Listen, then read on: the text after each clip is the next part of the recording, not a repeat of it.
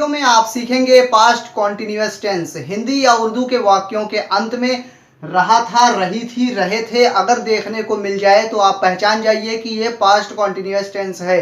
यही past continuous tense की पहचान होती है। पास्ट कॉन्टिन्यूअस टेंस में हेल्पिंग वर्ब वाज या वर का इस्तेमाल किया जाता है और वर्ब की इंग फॉर्म का इस्तेमाल किया जाता है। हिंदी या उर्दू के वाक्यों को ट्रांसलेट करके इंग्लिश में इस वाले रूल के क्रम के हिसाब से लिखा जाता है, यानी कि सबसे पहले सब्जेक्ट, फिर हेल्पिंग वर्ब, फिर वर्ब और लास्ट में ऑब्जेक्ट लिखा जाता है।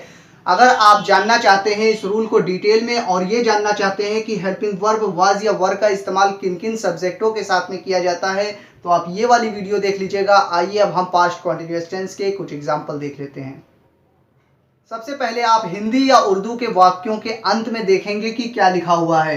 रहा था, रहे थे लिखा हुआ है, इसलिए आप पहचान गए कि ये पास्ट कॉन्टिन्यूअस टेंस है। अब आप पहचान गए कि ये पास्ट कॉन्टिन्यूअस टेंस है तो आपको ये भी मालूम होना चाहिए कि पास्ट कॉन्टिन्यूअस टेंस में हेल्पिंग वर्ब कौन सी लगाई जाती है और वर्ब की कौन सी फॉर्म लगाई जाती है। अगर आपको इतनी चीज मालूम है तो आपको इसका रूल भी मालूम होगा कि सबसे पहले कौन सा शब्द लिखा जाता है, उसके बाद कौन सा शब्द और फिर कौन से शब्दों को लिखा जाता है। तो सबसे पहले हम सब्जेक्ट लिखते हैं, उसके बाद हेल्पिंग वर्ब, फिर वर्ब की इंग फॉर्म और लास्ट में ऑब्जेक्ट लिखा जाता है। मैं अपनी किताब पढ़ रहा था, I was reading my book, अपनी किताब।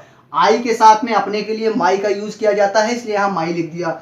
अगला सेंटेंस है तुम मेरे नौकर को बुला रहे थे।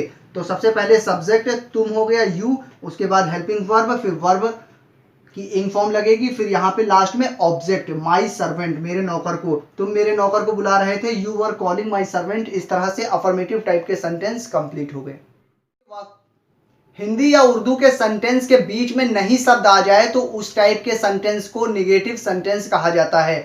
और इस टाइप के सेंटेंस बनाने के लिए हेल्पिंग वर्ब के बाद नहीं की इंग्लिश नॉट लिख दी जाती है। बाकी सेंटेंस जैसे आपने अफर्मेटिव में बनाया था बिल्कुल उसी तरह से बनाया जाता है। देखिए पहला सेंटेंस आपका था मैं अपनी किताब पढ़ रहा था, लेकिन इस सेंटेंस में नहीं शब्द बीच में आ गया है, मैं अपनी किताब नहीं पढ़ रहा था, तो ये निगेटिव है, इसलिए हेल्पिंग वर्ब के बाद में नहीं की इंग्लिश नॉट लिख दी। बाकी सेंटेंस वैसा ही रहेगा, I was not reading my book, sentence complete. अगला सेंटेंस है तुम मेरे नौकर को नहीं बुला रहे थे, नहीं की इंग्लिश हेल्पिंग वर्ब के बाद नॉट लिख दी, you are not calling my servant, sentence complete हो गया। हिंदी या उर्दू के सेंटेंस के बीच में क्या, क्यों, कब, कहां, कैसे में से कोई भी एक क्वेश्चन वर्ड आ जाए तो आप पहचान जाइए कि ये इंट्रोगेटिव टाइप का सेंटेंस है।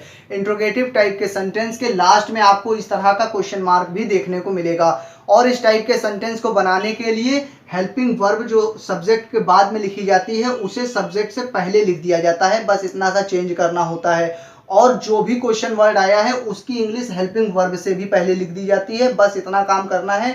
बाकी सेंटेंस जैसे आपने अफर्मेटिव और नेगेटिव में बनाया है वैसे ही बनाया जाता है। मैं अपनी किताब कब पढ़ रहा था, कब आ गया यानी कि कुछ पूछा जा रहा है, कोई टाइम पूछ रहे हैं, कब मैं अपनी किताब पढ़ रहा था, तो हेल्पिंग वर्ब को हमने सब्जेक्ट से पहले लिख दिया। और कब क्वेश्चन वर्ड है उसकी इंग्लिश हेल्पिंग वर्ब से पहले व्हेन हमने लिख दिया। तो मैं अपनी किताब कब पढ़ रहा था, when was I reading my book, sentence इस तरह से कंप्लीट हो गया।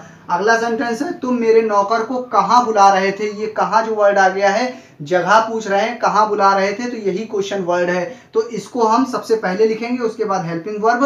हेल्पिंग वर्ब को सब्जेक्ट के बाद में लिखा जाता है, लेकिन हेल्पिंग वर्ब सब्जेक्ट से पहले आ जाती है इंट्रोगेटिव में, और क्वेश्चन वर्ड हेल्पिंग वर्ब से भी पहले आ जाता है। तुम मेरे नौकर को कहाँ बुला रहे थे, where were you calling my servant. इस तरह से इंट्रोगेटिव टाइप के भी सेंटेंस कंप्लीट हो गए। अगर आपके दिमाग में कोई सवाल हो तो अपनी राय हमें कमेंट के माध्यम से हम तक पहुंचा सकते हैं, ताकि हम आपकी जरूरत के हिसाब से बेहतर वीडियो ला सकें। और अगर आपको ये वीडियो पसंद आई हो तो इसे लाइक और शेयर करना बिल्कुल भी ना भूलिएगा। अगर आप चैनल पर नए हो तो चैनल सब्सक्राइब करके बेल आइकन दबा लीजिए, ताकि आने वाली हर एक वीडियो का नोटिफिकेशन आपको इस समय से मिल सके। मैं फिर हाजिर होऊंगा एक नई वीडियो के साथ, जब तक के लिए बने रहिए जैक्सर के साथ।